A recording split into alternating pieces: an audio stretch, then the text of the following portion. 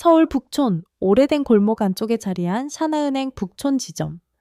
아침 9시가 막 지나자 은행 문이 열리고 비닐 우산을 접으며 한 할머니가 조심스럽게 안으로 들어섰다. 그녀는 한복례 77세.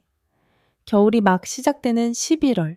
그녀는 헌 솜저고리와 땡땡이 무늬의 고무줄 바지에 회색 털실 모자를 눌러 쓰고 있었다. 손에는 마트, 비닐봉지 대신 손수 바느질한 청가방 신발은 오래된 고무신. 어서 오세요. 고객 인사를 자동으로 하던 이소윤 입사 3개월 차 신입 행원은 할머니를 보자마자 표정이 굳었다. 그녀는 빠르게 눈을 굴려 주변을 살피더니 속삭이듯 말했다. 할머니 저쪽 ATM 쓰시는 게 편하실 거예요. 말투엔 친절을 가장한 회피가 섞여 있었다. 통장 정리 좀 하려고 왔어요. 지점장님 잠깐 뵐 수 있을까요? 할머니의 목소리는 작고 조용했지만 정확했다. 소유는 당황한 듯 피식 웃으며 고개를 저었다. 지점장님은 바쁘셔서요. 예약하신 손님만 뵈어요. 통장 정리는 제가 도와드릴게요. 할머니는 천천히 가방에서 작은 명함 지갑을 꺼냈다. 조심스레 한 장을 꺼내어 내밀며 말했다. 혹시 이걸 지점장님께 좀... 소유는 명함을 쓱 보고는 다시 책상 위로 밀어냈다. 읽지도 않았다. 어르신 신용카드는 발급 안 돼요.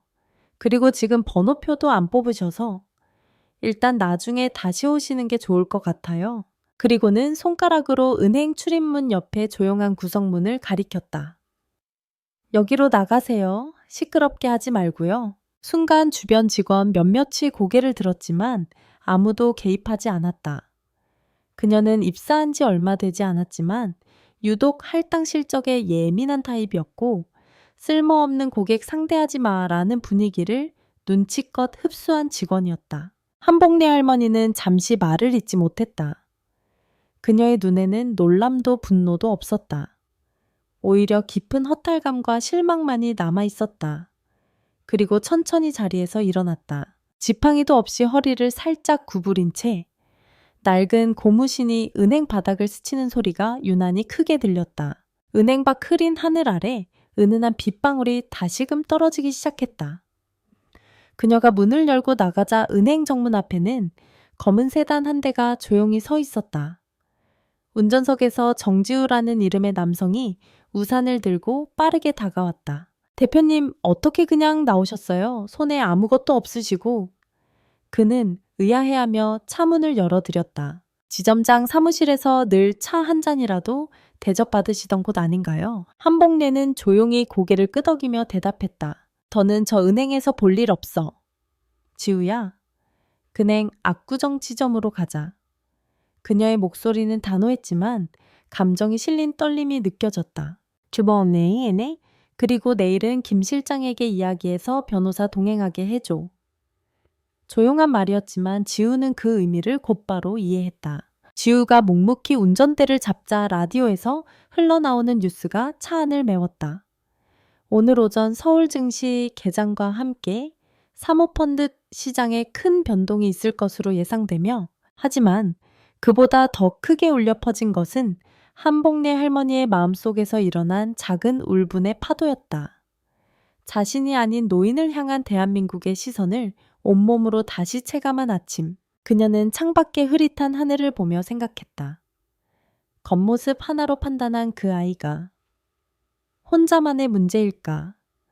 다음 날 아침 9시 15분 서울 북촌 골목길에 있는 샤나은행 북촌 지점은 평소와 같은 일상으로 분주했다. 직원들은 여느 때처럼 출근하자마자 업무 준비에 몰두하고 있었고 창구 앞에는 조용히 번호표를 뽑은 어르신들이 기다리고 있었다. 그런데 갑자기 은행 앞 도로가 소란스러워졌다. 저거 뭐야? 경비원이 유리문을 살짝 밀고 내다보며 중얼거렸다. 검은색 고급 세단이 줄줄이 은행 앞 도로 한쪽에 정차하고 있었다. 모두가 고급 외제차였고 번호판은 지역별이 아니라 전국 사업자용 번호가 대부분이었다. 잠시 후 차량 문이 열리더니 정장 차림의 남성들 어딘지 법조계 혹은 건설계 쪽 분위기를 풍기는 체격 좋은 이들 이 하나둘 내리기 시작했다. 고개를 끄덕이며 서로 짧게 인사를 나누고는 은행 쪽으로 걸음을 옮겼다. 그리고 그들 한복판. 어제 그 고무신과 땡땡이 고무줄, 바지를 신은 바로 그 한복내 할머니가 오늘은 완전히 달라진 모습으로 그들과 함께 있었다. 할머니는 오늘 검은색 한복 정장에 은은한 빛이 브로치를 달고 있었다. 짙은 남색 코트는 맞춤 제작된 고급 원단이었고 그 옆에는 단정한 새섭 수트를 입은 비서 정지우 실장이 조용히 따라붙고 있었다. 은행 안에서는 고객 응대 중이던 직원들이 잇따라 고개를 돌렸다. 지점장 정윤호 역시 한문서에 도장을 찍던 손이 굳었다. 뭐지 무슨 상황이지? 그리고 정지우와 눈이 마주치는 순간 정윤호의 등줄기에서 식은 땀이 흘러내리기 시작했다. 정지우는 은행 안으로 천천히 들어오며 조용히 말했다. 한복래 회장님께서 오늘 다시 방문하셨습니다. 어제 누군가가 고객 자격 미달이라며 내보낸 그 자리로요. 그 순간 은행 내부의 공기는 마치 진공 상태처럼 조용해졌다. 정윤호는 자리에서 허겁지겁 일어나 뛰어나갔다. 그가 문을 열고 할머니를 마주했을 때 할머니는 조용히 고개를 끄덕였다. 지점장님, 어제 여기서 좀 실례를 당했어요. 그래서 오늘 인사드리러 왔습니다. 정윤호는 얼굴이 하얗게 질린 채 고개를 깊이 숙였다. 어르신 정말 죄송합니다. 직원이 상황을 전혀 몰랐던 것 같습니다. 이쪽으로 모시겠습니다. 하지만 할머니는 한 걸음도 움직이지 않았다. 오히려 주변을 천천히 둘러보며 이렇게 말했다. 어제는 단순히 무례를 당한 날이 아니었습니다. 오늘은 이 은행이 누구를 사람으로 보는가를 다시 묻고 싶은 날입니다. 그제서야 사람들은 깨닫기 시작했다. 이 여인이 단순한 노인이 아니라는 것.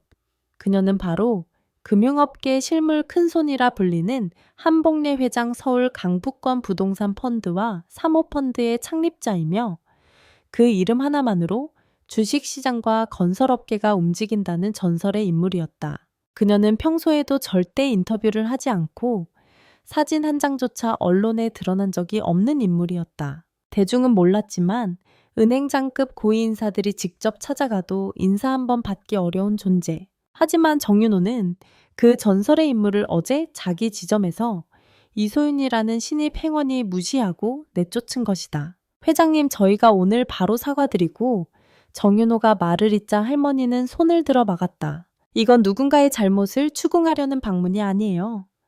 다만 저는 궁금했어요. 이 은행이 제게 어떤 답을 줄 수 있는지 말이죠. 그녀는 조용히 정윤호를 지나쳐 지점 안으로 발을 들였다. 한 발자국 한 발자국.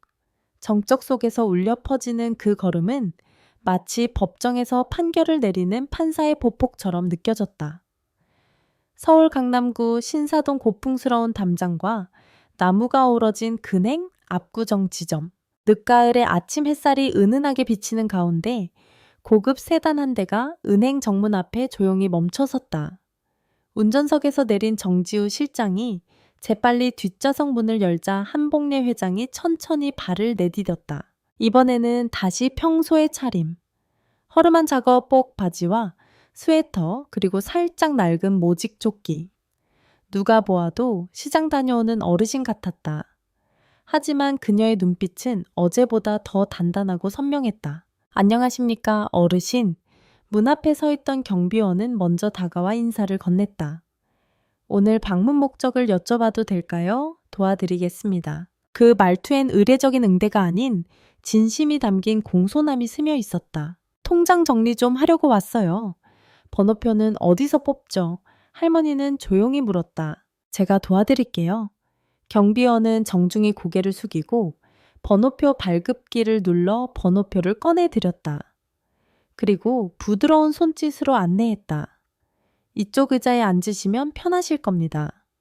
번호 불리시면 오른쪽 창구로 가시면 되고요. 할머니는 의자에 앉아 주변을 천천히 둘러보았다.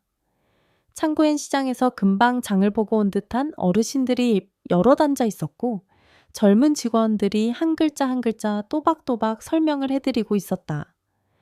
누구 하나 목소리를 높이거나 불편한 표정을 짓지 않았다. 그 순간 한복래는 생각했다.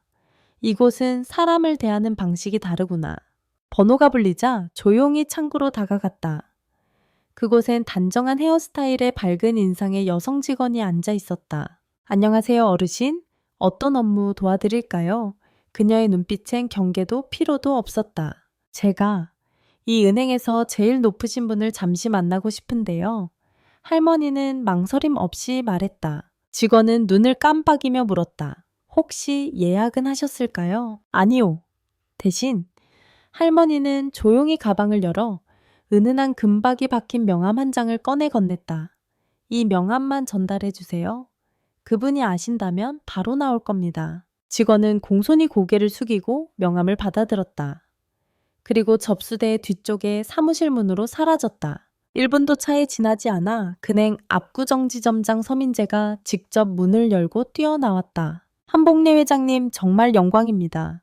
직접 방문해 주시다니. 그의 입엔 이미 약간의 땀이 맺혀 있었고 숨을 돌리는 그의 얼굴에는 놀람과 환대가 교차하는 표정이 떠올라 있었다. 서민재는 몇 년 전부터 한복래 회장의 자산 유치에 진심으로 공을 들인 인물이었다. 명절마다 자필 카드와 함께 직접 고른 차와 전통 한과를 보내며 그녀가 어떤 인물인지도 모른 채 그저 존중에 예를 다해 왔던 사람. 그녀가 연락 한 번 안 주었음에도 그 태도는 5년을 변하지 않았다. 지점장님, 잠시 이야기 좀 나눌 수 있을까요? 할머니가 말했다. 물론이죠. 이쪽으로 모시겠습니다. 서민재는 직접 문을 열고 안쪽 응접실로 안내했다. 그곳엔 아늑한 조명과 조용한 클래식 음악, 그리고 고급 차 세트가 준비되어 있었다. 그는 자신이 직접 보석 녹차를 우려컵에 따르며 말했다. 기분 좋은 뜻밖의 방문에 정말 감사합니다. 한복래는 조용히 차를 한 모금 마시고 말했다. 오늘 전에 다니던 은행에서 참 불쾌한 일을 겪었어요. 하지만 여긴 입구에서부터 따뜻한 마음이 느껴졌습니다. 경비원도 직원도 그리고 지금 지점장님도요. 서민재는 고개를 숙이며 경청했다. 저희로서는 당연한 일이지만 칭찬해 주셔서 몸 둘 바를 모르겠습니다. 잠시 침묵이 흐른 뒤 할머니는 조용하지만 단호한 목소리로 말했다. 그래서요. 오늘 바로 결정하려 합니다. 제 전 자산을 이 은행으로 옮기고 싶어요. 지금 당장 시작해도 될까요? 서민재의 눈이 커졌다. 은행 전체에서 가장 큰 거래가 될 수도 있는 그 결정.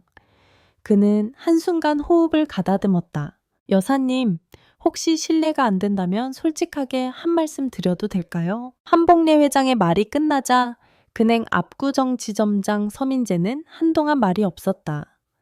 컵에 담긴 녹차에서는 은은한 김이 피어오르고 있었고 그는 조심스럽게 두 손으로 찻잔을 감싸주며 말했다. 여사님 진심으로 감사드립니다.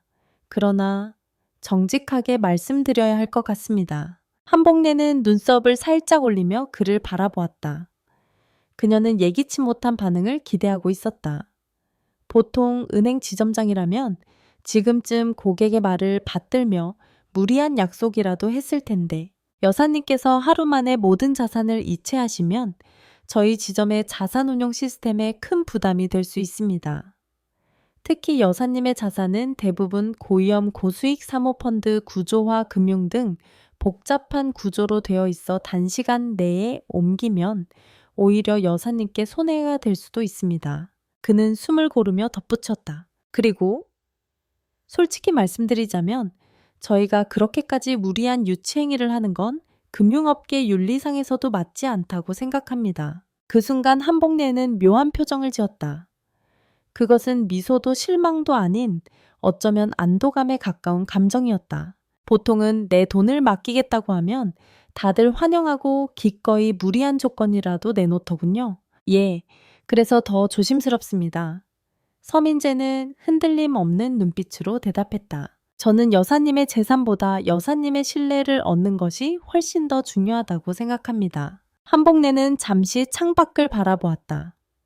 압구정의 가을은 조용히 물들고 있었고 창밖 가로수엔 낙엽이 쌓여가고 있었다. 그녀는 20년 전 자신이 창업한 사모펀드 사무실에 처음 허름한 옷차림의 한 청년이 찾아왔던 기억을 떠올렸다. 그 청년은 투자받기 위해 온 게 아니라 노인 대상 사기를 막기 위한 협업을 제안하러 왔던 사회복지학과 대학생이었다. 그때도 그녀는 말했었다. 원칙을 지키는 사람은 결국 나중에 반드시 보상을 받게 된다. 그럼 어떻게 해야 좋을까요? 한복래가 조용히 물었다. 서민재는 고개를 끄덕이며 정중하게 말했다. 저희가 따로 여사님 전담팀을 구성하겠습니다.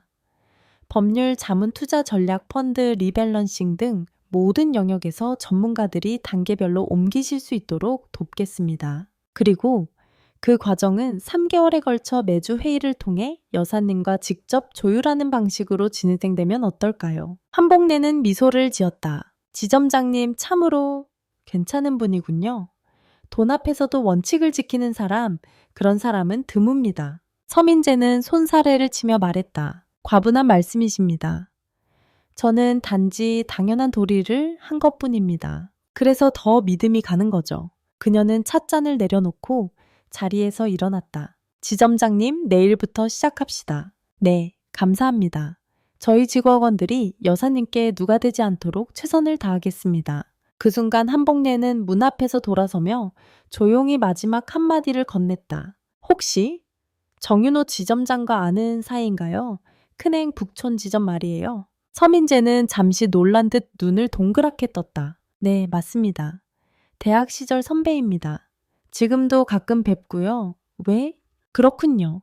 할머니는 묘한 미소를 지으며 말했다. 그럼 곧 그분도 많은 걸 배우게 될 겁니다. 서민재 지점장이 한복래 회장을 정중히 배웅한 뒤 잠시 숨을 고르며 휴대폰을 꺼냈다. 그는 통화 목록을 스크롤해 한 이름에서 손가락을 멈췄다. 정윤호, 큰행 북촌 지점 지점장. 이제 알려야 할 때야. 그는 마음속으로 중얼이며 전화를 걸었다. 여보세요? 익숙한 목소리 너머로 들려오는 정윤호의 음성. 늘 여유 있고 자신감 넘치던 목소리였다. 정윤호 선배님, 저 근행 서민재입니다. 서민재는 차분하게 말문을 열었다. 아, 민재, 웬일이야, 무슨 일이야. 혹시 어제 북촌 지점에 한복래 회장님 다녀가신 거 알고 계십니까? 네, 정윤호의 목소리가 갑자기 낮아졌다. 잠깐만 그분이요. 무슨 말씀을? 오늘 아침 그분께서 저희 지점을 방문하셨습니다. 그리고 전 자산을 근행으로 옮기시겠다고 결정하셨습니다. 전화기 너머로 순간 숨소리조차 사라졌다. 잠시 후 낮고 떨리는 음성이 들렸다. 그게 진심입니까? 예.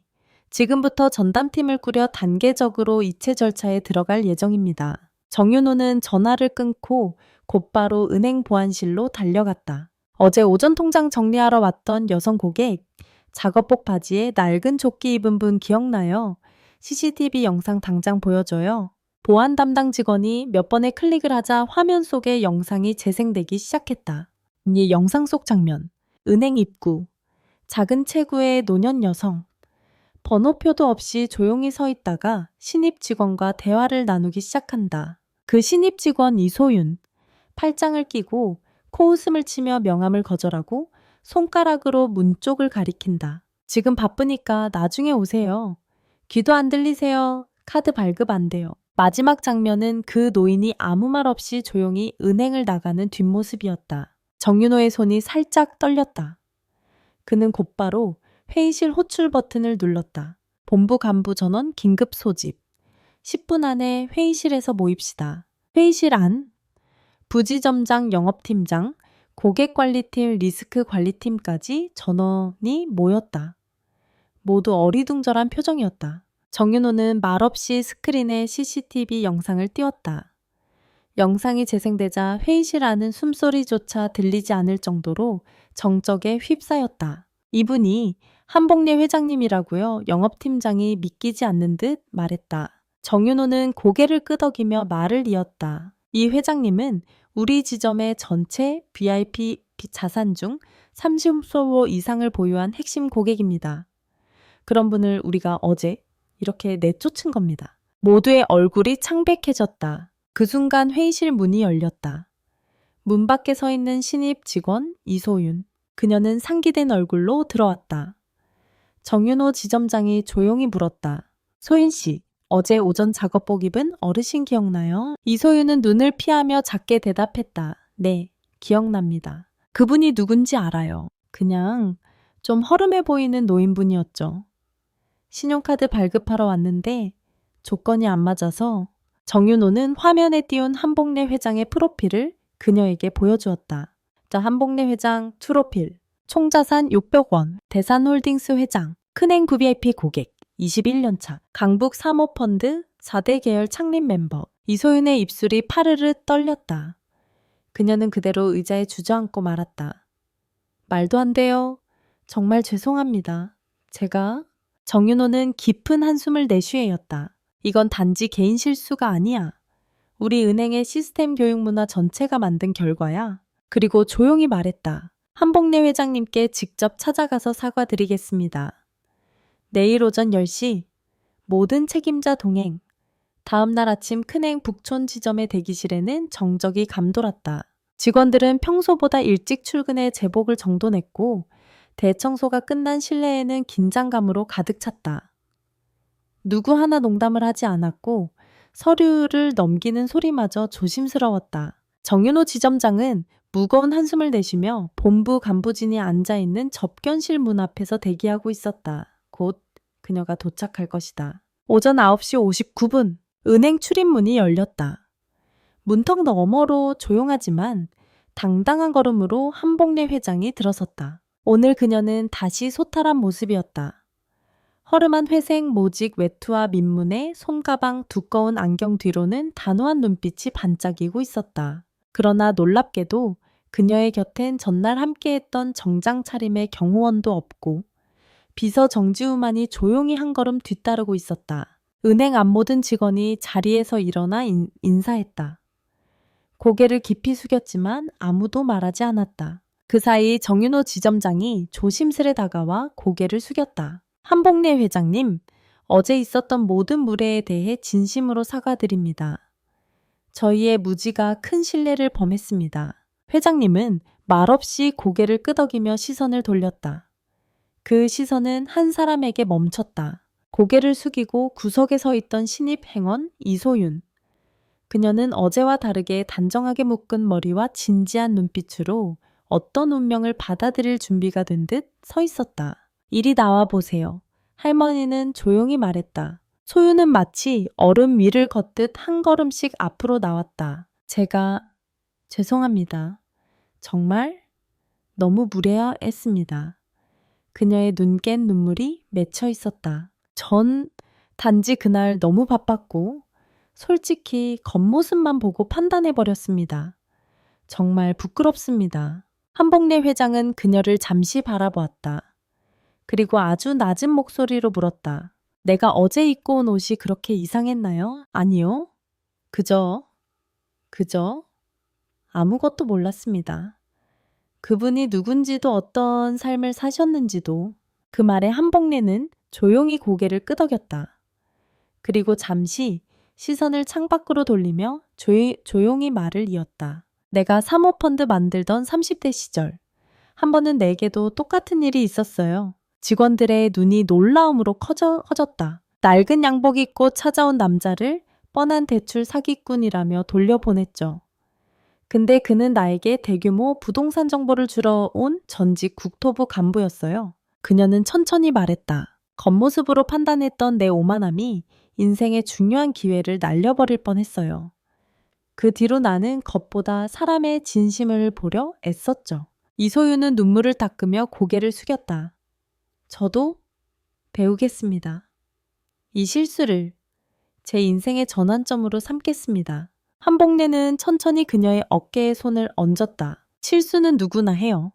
하지만 진심으로 반성하고 배우는 사람은 그 실수마저 자산으로 바꾸죠. 정윤호 지점장이 고개를 들며 말했다. 회장님 정말 송구스럽습니다. 저희 직원 교육과 시스템을 전면 재정비하겠습니다. 그리고 그 순간 한복래는 조용히 입을 열었다. 그래서 결심했어요. 전 자산을 금행으로 전부 옮기려 했지만 1천억만 옮기고 나머지는 이곳에 남기겠습니다. 정윤호는 눈을 크게 뜨며 놀라움을 감추지 못했다. 회장님, 정말 신입의 실수는 윗사람의 책임이에요. 여기에서 내가 본 건 단순한 잘못이 아니라 그 잘못을 인정하고 바꾸려는 용기였어요. 그녀는 은행 안을 천천히 둘러보며 마지막으로 말했다. 여러분, 겉모습이 아니라 그 사람이 어떻게 살아왔는가를 보는 눈을 가지세요. 그 눈이 은행의 가장 큰 자산이 됩니다. 그리고 돌아선 그녀의 뒷모습을 모든 직원이 조용히 바라보았다. 그날의 공기는 책임과 교훈이 진하게 스며든 무언의 울림으로 가득 차 있었다. 그날 이후 큰행 북촌 지점은 이전과는 완전히 다른 분위기로 바뀌기 시작했다.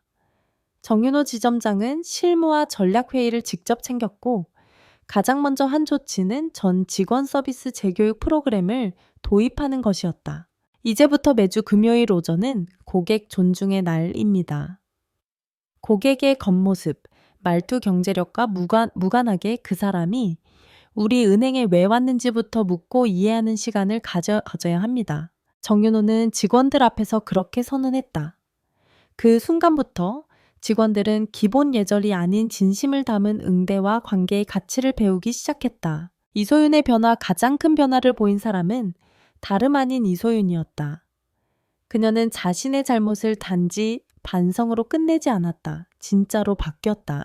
이제는 매일 출근 전에 노인 고객 응대 매뉴얼을 따로 정리하며 자신만의 질문 목록까지 준비했다. 최근에 불편하셨던 경험은 없으셨나요? 은행 서비스 중 헷갈리는 게 있으셨나요? 오늘 드시고 오신 식사는 괜찮으셨어요? 이런 질문들은 처음엔 직원들에게 웃음거리가 되었지만 곧 노인 고객들의 마음을 여는 열쇠가 되었다. 어느 날 아침 회의. 이번 달 고객 만족도 조사 결과 이소윤 직원이 전체 지점 중 1위를 차지했습니다. 고객관리팀장이 발표하자 회의실에서 박수가 터져 나왔다. 정윤호 지점장은 조용히 웃으며 말했다. 누가 뭐래도 이건 진짜 실력입니다. 소윤은 얼굴이 붉어지며 말했다. 모두 회장님 덕분이에요. 그날의 실수가 없었다면 저는 여전히 사람을 겉으로만 판단하며 살았을 거예요. 그해 가을의 어느 오후, 은행 문이 조용히 열리고 익숙한 발소리가 들려왔다. 작업복 바지와 손바느질한 청아방을 든 한복래 회장. 이제 그녀가 들어서자 은행 전체가 미소와 환대로 가득해졌다. 회장님 어서 오십시오. 이소윤이 누구보다 먼저 달려나와 정중히 인사했다. 한복래는 미소를 지으며 말했다. 많이 달라졌네요. 여기 공기가. 예.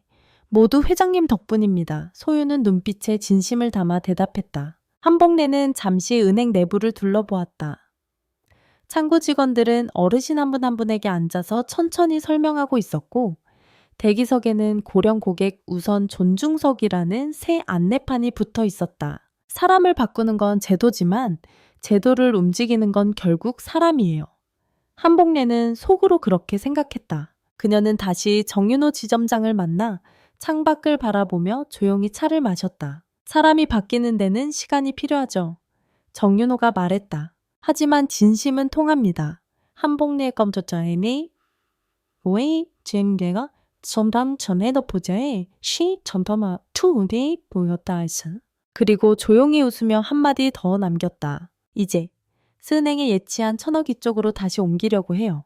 은행장실 창밖 가을 햇살이 북촌의 한옥 지붕 위로 부드럽게 내려앉고 있었다.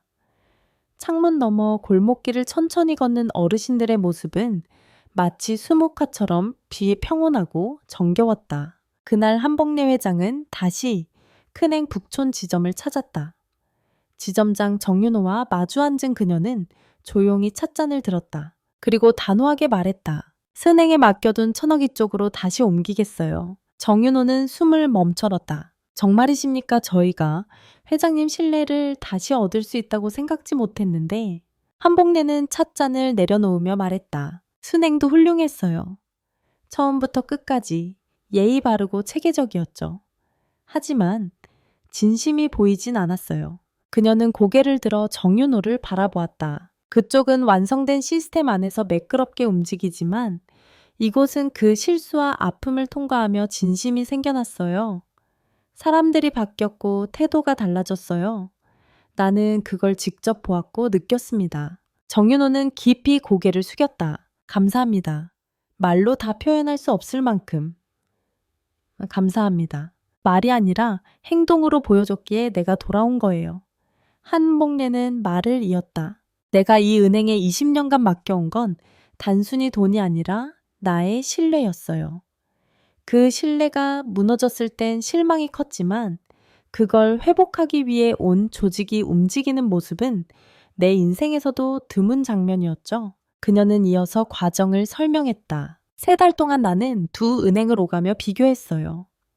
직접 창구에 가고 고객으로서 물어보고 대기석에도 앉아보고 심지어 일부러 불편한 질문도 해봤죠.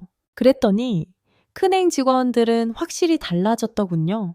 정윤호는 무겁게 고개를 끄덕였다. 그건 회장님께서 기회를 주신 덕분입니다. 한복래는 자리에 앉은 채 손가방에서 한 장의 메모를 꺼냈다. 그 안엔 자신이 직접 써내려간 평가표가 있었다. 한복래 회장 개인평가 메모, 내부 기밀, 고객 응대 태도 달라진 분명, 창구 민원 응답 속도 개선 확인, 노인 응대 기준, 매뉴얼 존재 여부 직접 확인, 직원 간 협업 및 존중 태도 시너지 생성, 진정성 신입사원 이소윤 중심. 이걸 보고 마음이 정해졌습니다.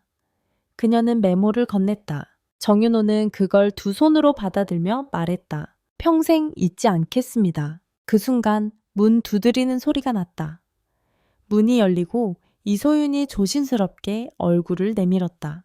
회장님 안녕하십니까? 그녀는 조심스레 인사했다. 한복래는 조용히 웃으며 말했다. 이번 달 고객 만족도 1등 축하해요. 1등 축하해요. 이소윤은 얼굴이 붉어지며 고개를 숙였다. 모든 건 회장님의 말씀 덕분입니다. 아니에요. 그건 당신이 진심으로 바뀌려고 했기 때문이에요. 그녀는 마지막으로 정윤호에게 말했다. 이제부터는 내 자산을 넘어 내 철학도 맡깁니다. 이 은행이 겉보다 속을 더 보는 은행이 되길 바랍니다. 정윤호는 고개를 숙이며 대답했다. 그 약속 반드시 지키겠습니다. 은행을 나서는 길 한복래 회장은 비서 정지우와 함께 북촌의 한적한 골목을 걷고 있었다. 오래된 담벼락 사이로 은행 간판이 멀어져 갈 때쯤 그녀는 조용히 입을 열었다. 지우야, 나 이제 이 돈을 다 어떻게 쓸까 고민 중이야. 정지우가 고개를 돌렸다. 회장님 혹시 자산운용 계획을 다시 세우시려는 건가요? 아니, 한복래는 단호하게 말했다. 이제부터는 이 돈으로 나처럼 살아가는 사람들을 위한 길을 만들려고 해. 그들이 겉모습이 아닌 존재로 존중받을 수 있는 세상. 사실 그녀는 큰행과 새은행을 오가며 한 가지 중요한 결심을 굳히고 있었다. 노년에 혼자 살아가는 어르신들 겉모습 때문에 무시당하거나 자식에게도 외면당하는 사람들. 그들은 자산보다 존엄이 필요한 이들이었다. 그리고 바로 그것이 자신의 남은 삶에서 가장 소중하게 지키고 싶은 가치임을 한복래는 절실히 깨닫고 있었다. 그날 저녁 서울 성북동의 자택 서재에서 그녀는 직접 써 내려간 재단 설립 초안을 꺼냈다. 제목은 단순했다. 한복인권재단, 존엄은 외모로 정해지지 않는다. 그녀는 마침내 사인 아래 붓을 놓았다. 이제 시작이야. 그녀는 스스로에게 조용히 속삭였다. 한 달 뒤, 대한민국 언론에는 조용하지만 강한 뉴스 하나가 보도되었다. 사모펀드계 전설 한복래 회장 전 자산 중 60% 출연. 노년인권재단 설립. 주거지원 금융교육 차별 감수성 캠페인. 금융기관 대상 인권교육 컨설팅. 인터뷰는 따로 없었다. 사진도 없었다며 그녀가 남기고자 한 건 목소리가 아니라 울림이었기 때문이다. 그날 이후 큰행은 고객 존중에서 한 발 더 나아가 사람 중심의 금융이라는 슬로건을 새롭게 걸었다. VIP 고객에게만 제공되던 컨시어지 서비스는 모든 노년 고객에게 확대 제공되었고 디지털 불편을 겪는 고객을 위한 사람 응대 창구가 정식 개설되었다. 그리고 매주 금요일 모든 직원은 30분간 고객 사례를 함께 나누며 이 사람은 왜 오늘 우리에게 왔는가를 함께 고민했다. 한복래의 이야기는 은행을 넘어 대한민국 금융권의 서비스 개혁에 영향을 주기 시작했다. 비록 언론은 그녀를 재벌이 만든 훈훈한 미담 정도로 다뤘지만 그녀를 직접 만났던 이들, 정윤호, 이소윤, 그리고 수많은 모든 고객들은 알고 있었다. 이 이야기는 단순한 감동이 아니라 삶을 바꾸는 기준의 이동이었다. 어느 날 이소윤이 조용히 창고 업무를 마치고 퇴근 준비를 하던 중 휴대폰 메모장에 남긴 짧은 글귀를 다시 읽었다. 고객은 숫자가 아니다. 사람이었다. 그리고 나도 그 사람을 닮고 싶었다. 그녀는 눈을 감고 천천히 고개를 끄덕였다. 서울 종로 늦가을. 바람이 낙엽을 쓸고 간 오후 한복래 회장은 자신의 사무실 창가에 앉아 따뜻한 차 한 잔을 손에 들고 있었다. 그녀의 눈앞에는 은행에서 건네받은 편지 한 통이 놓여 있었다. 봉투 위에는 정성스레 쓴 글씨로 적혀 있었다. 존경하는 회장님께 큰행 이소윤 드림. 편지를 펼치자 깔끔한 글씨가 눈에 들어왔다. 회장님, 요즘 저는 하루하루가 다릅니다. 사람을 대하는 눈이 달라졌고 제 일에 자부심이 생겼습니다. 회장님께서 제게 하셨던 말씀, 겉모습이 아닌 삶의 흔적을 보는 눈. 그 말이 이제는 제 인생의 좌표가 되었습니다. 저도 언젠가 누군가의 믿음이 되는 사람이 되고 싶습니다. 진심으로 감사드립니다. 한복래는 조용히 눈을 감았다. 그녀의 입가에는 아주 미세한 떨림이 있는 미소가 맺혔다. 그녀는 조용히 정지우를 불렀다. 지우야, 나 요즘 이런 생각이 들어. 어떤 생각이요, 회장님? 우리는 모두 결국 누군가의 할머니, 할아버지가 되잖아. 그땐 어떤 대우를 받고 싶을까? 지우는 말없이 고개를 끄덕였다. 난 내 자식이 잘 되길 바라는 것처럼 이 다음 세대가 사람을 존중하는 법을 자연스럽게 배우고 익히길 바라. 그녀는 자리에서 일어섰다. 창밖의 햇살이 유리창 너머로 번지며 그녀의 얼굴 위에 부드럽게 내려 앉았다. 돈이 많으신 것도 좋지만 나이 들수록 그보다 더 중요한 건 내가 이 사회에서 어떻게 대접받는가야. 존엄이라는 건 사람이 살아온 시간에 대해 사회가 내리는 존중의 방식이야.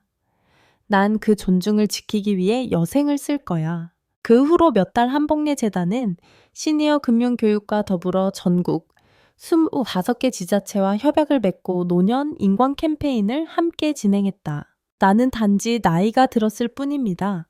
라는 슬로건은 수많은 사람들의 가슴에 따뜻하게 새겨졌다. 그리고 어느 겨울 큰행 북촌 지점의 모든 직원 명찰 뒤에는 다음 문장이 적히기 시작했다. 내가 오늘 만나는 고객은 내일의 내가 될 수 있다. 어느 날 오후 한복래 회장은 작은 손거울을 꺼내 자신의 얼굴을 가만히 들여다보았다. 이마에 주름, 눈가에 잔선 작지만 또렷한 눈빛.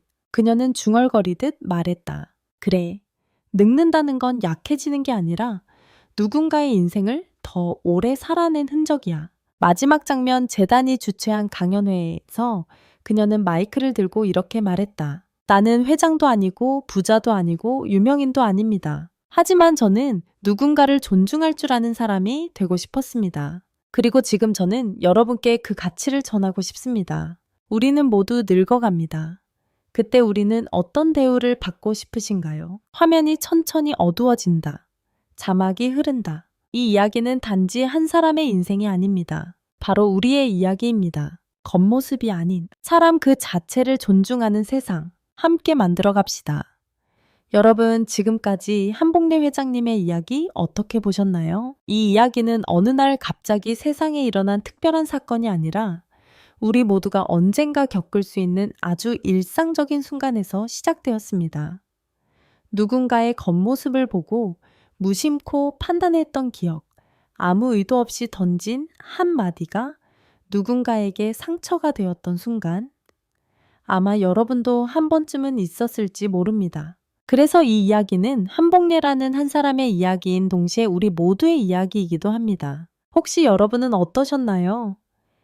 이 이야기를 들으면서 떠오른 자신의 경험이나 감정, 혹은 여러분이 직접 겪으신 삶의 작은 변화들이 있으신가요? 댓글로 여러분의 생각을 남겨주세요. 내가 겪었던 오해와 후회를 나를 바꾼 한마디, 또는 누군가에게 따뜻한 사람이 되어준 순간, 이 공간이 단순한 시청을 넘어 우리 서로가 삶을 나누고 연결되는 자리가 되었으면 좋겠습니다. 또한 이 이야기가 주변에 있는 우리의 부모님, 할머니, 할아버지를 떠올리게 했다면 꼭 한번 이 이야기를 공유해 주세요. 언젠가 우리가 될 사람들에 대해 지금 우리가 무엇을 배우고 어떤 선택을 해야 할지 함께 이야기할 수 있도록요.